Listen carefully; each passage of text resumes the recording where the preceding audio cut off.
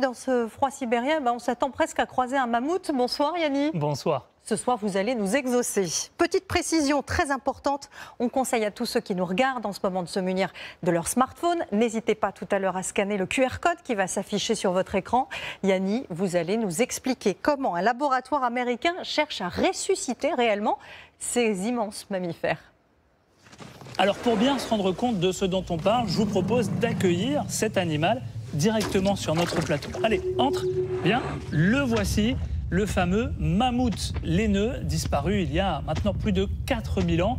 Un animal très impressionnant, vous le voyez, il pesait 6 tonnes et mesurait jusqu'à 3,40 mètres de hauteur. Alors aujourd'hui, il n'en reste que des ossements ou des restes momifiés, mais dont on a pu tout de même extraire de l'ADN. Et c'est ça le point de départ de ce projet fou, car on s'aperçoit que cet ADN, il est identique à plus de 99% avec celui d'un autre animal qu'on connaît bien, l'éléphant d'Asie. Vous voyez, il a même les mêmes petites oreilles que le mammouth. L'idée de ces scientifiques, c'est donc de prendre certains gènes du mammouth et de les copier pour les insérer en quelque sorte dans l'ADN de l'éléphant. Un gène pour davantage stocker la graisse sur le corps, par exemple, un autre pour faire pousser les poils, et puis encore un autre, par exemple, pour rendre son système cardiovasculaire plus résistant au froid.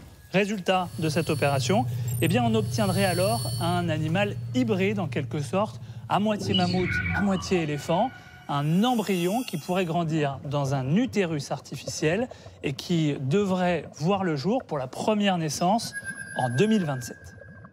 Et Yanni, à quoi ça sert de faire revivre un mammouth? C'est quoi l'intérêt? Alors pour mieux vous expliquer ça, on va changer de décor. Suivez-moi. Nous voici en Sibérie. Ici, il fait très froid et pourtant le réchauffement climatique a tout de même des conséquences, notamment sur le sol. C'est ce qu'on appelle le permafrost. Sous cette neige en profondeur, la Terre est congelée depuis des millénaires. Or, à cause du changement climatique, elle est en train de se décongeler et elle libère alors d'énormes quantités de méthane, un gaz qui a un pouvoir 30 fois plus réchauffant sur l'atmosphère que le CO2, ce qui aggrave bien sûr encore le problème. Au passage, on craint aussi que d'anciens virus congelés ici depuis les millénaires soient libérés quand ce permafrost se décongèle.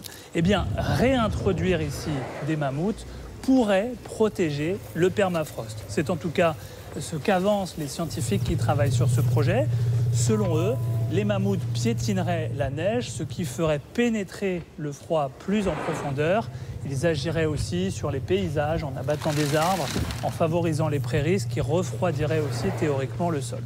Mais on sent bien qu'au-delà de cet argument écologique, il y a surtout une fascination de ces scientifiques pour cet animal et une envie de réussir la prouesse, de faire renaître une espèce disparue, car contre le changement climatique, la priorité, selon les experts, reste de réduire les émissions de gaz à effet de serre. Voilà, petite nouveauté, si vous souhaitez en savoir plus, vous pouvez scanner le petit QR code en bas de votre écran et vous pourrez alors projeter chez vous un mammouth en 3D dans votre salon pour en apprendre plus sur cet animal et sur ce projet.